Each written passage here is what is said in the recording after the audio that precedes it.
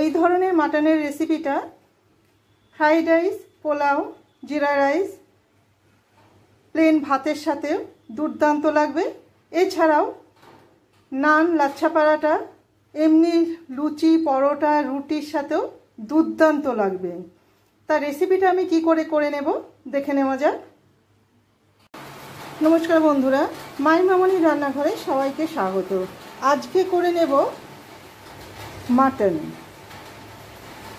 আমরা বাঙালিরা আলু দিয়ে বেশি পছন্দ করি, কিন্তু আলু দিয়ে ঝোল করব না, একটু কষা কষা মতো করে নেব।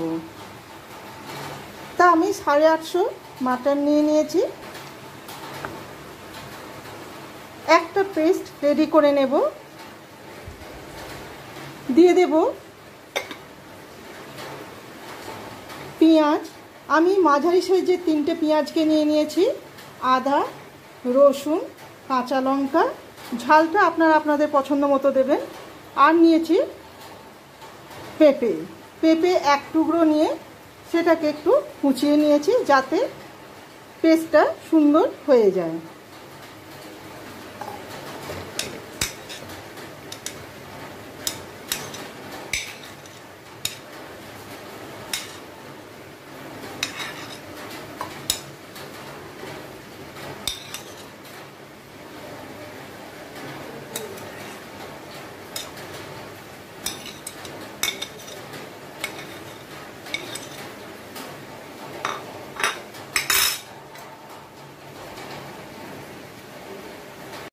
পেস্টটা রেডি হয়ে গেছে।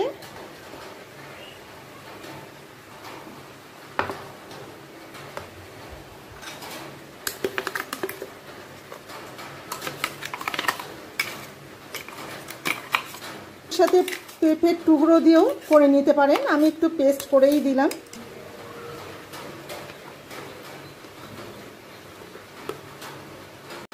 এরপর দিয়ে দিচ্ছি ভর্তি 1 টেবিল চামচ টক দই। আমি আরও হাফ টেবিল চামচ টক দই দিয়ে দিচ্ছি। এবার দেব পরিমাণ মতো লবণ,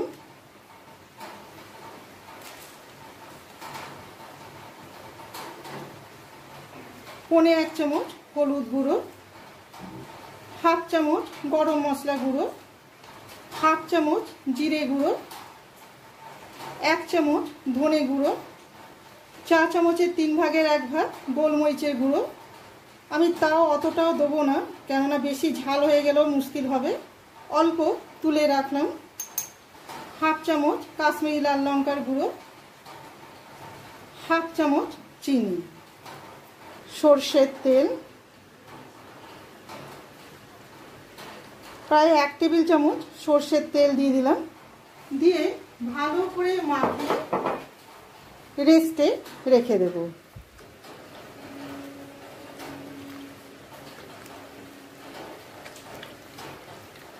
রেস্টে রেখে দিয়ে বাকি উপকরণগুলো রেডি করে নেব।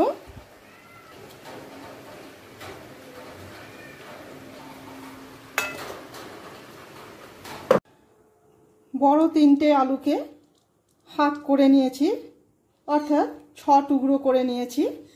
আলুগুলোকে প্রথমে অল্প সর্ষের তেল দিয়ে লবণ আর হলুদ দিয়ে ভেজে নেব। এতে আলুর কালারটা খুবই সুন্দর আসে।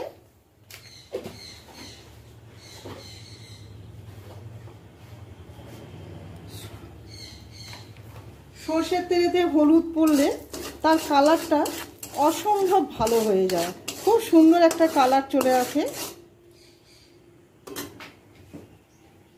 হলুদের কাঁচা গন্ধটা চলে গেছে।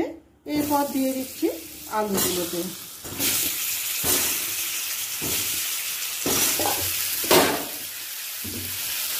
আমি আরও একটা আলু হাফ দিয়ে দিচ্ছি। হালকা লালচে করে ভেজে নেব। আলুটা বেশ সোনালি করে ভাজা হয়ে গেছে। এরপর অন্য পাত্রে তুলে নিলাম। নিয়ে আমি রান্নাটা কুকারে করে নেব, একবারে সরাসরি কুকারে রান্নাটা করে নেব। গ্যাসে কুকার বসিয়ে গ্যাসটা অন করে দিয়ে কুকারে দিয়ে দিচ্ছি সর্ষের তেল। আমি ওখানে 1 টেবিল চামচ সর্ষের তেল দিয়েছিলাম মাংসেতে। তা এখন আমি আরও 2 টেবিল চামচ সর্ষের তেল দিয়ে দিচ্ছি, কেননা কিছুটা চর্বি আছে, চর্বিটাতেও কিছুটা কাজ দিয়ে দেবে। আর চর্বি দিলে কি একটু বেশ সুন্দর স্বাদও হয়। 2টো তেজপাতা, 1টা শুকনো লঙ্কা আর গরম মশলা। গরম মশলার মধ্যে আছে দারচিনি, লবঙ্গ আর এলাচ।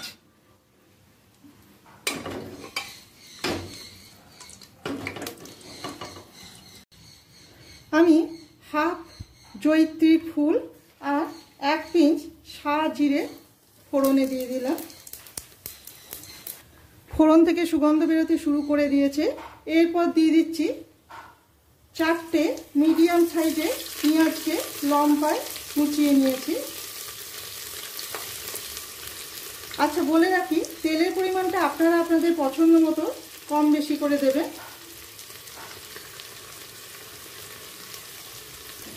গ্যাসের ফ্লেমটাকে হাইয়ে রেখে হালকা লাল হওয়া পর্যন্ত পেঁয়াজটা অপেক্ষা করব। পেঁয়াজটা হালকা লাল করে ভাজা হয়ে গেছে। এরপর দিয়ে দিচ্ছি একটা টমেটো। টমেটোটা পেঁয়াজের সাথে 30 সেকেন্ড মতো ভেজে নেব। মাংসটা ফুটতে শুরু করে দিয়েছে। এরপর লো ফ্লেমে ঢাকা দিয়ে 10 মিনিট অন্তর অন্তর ওপর নিচ করে দিয়ে যাব, যাতে সব দিকটা সমানভাবে সেদ্ধ হয়ে যায়। টমেটোটা পেঁয়াজের সাথে 30 সেকেন্ড ভাজা হয়ে গেছে। এরপর দিয়ে দেব রেস্টে রেখে দেওয়া মাটন।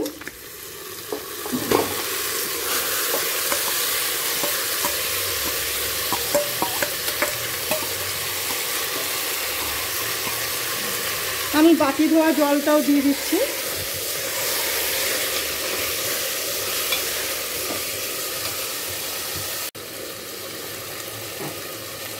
ভালো করে পেঁয়াজ টমেটোর সাথে মাটনটাকে মিশিয়ে নেব। আধ ঘন্টা পর ফিরে এলাম। মাঝখানে 15 মিনিট পর এসে আমি ওপর নিচ করে দিয়ে গেছি, যাতে কষানোটা সুন্দর হয়। দেখুন, অনেকটাই জল বেরিয়ে গেছে।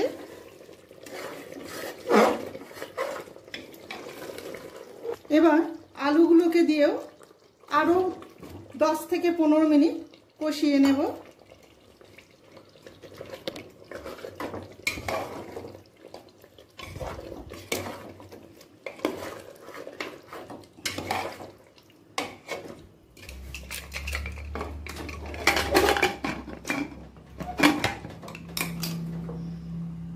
মিনিট পর ফিরে এলাম।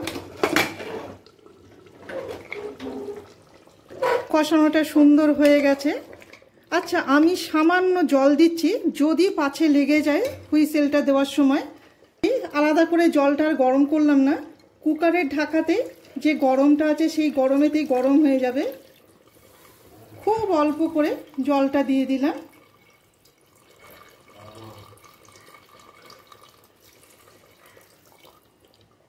ব্যাস,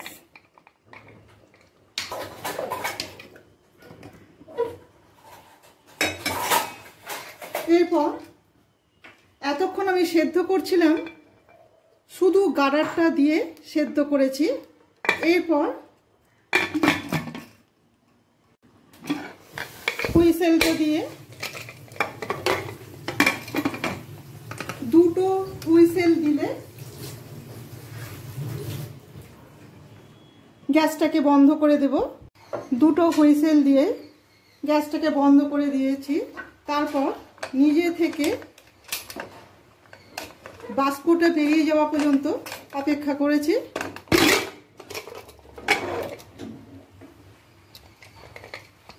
ওপর থেকে দিয়ে দিচ্ছি গরম মশলা গুঁড়ো।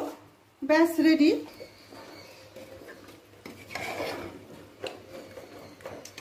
এবার অন্য পাত্রে তুলে নেব। মাটনের এই রেসিপিটা আপনাদের ভালো লেগে থাকলে একটা লাইক, শেয়ার আর সাবস্ক্রাইব করে রাখার অনুরোধ রইল। আমার চ্যানেলটিকে যারা সাবস্ক্রাইব করেছেন তাদের অসংখ্য ধন্যবাদ। আবার নতুন কোনো রেসিপি নিয়ে আপনাদের কাছে ফিরে আসব। সবাই ভালো থাকবেন। ধন্যবাদ।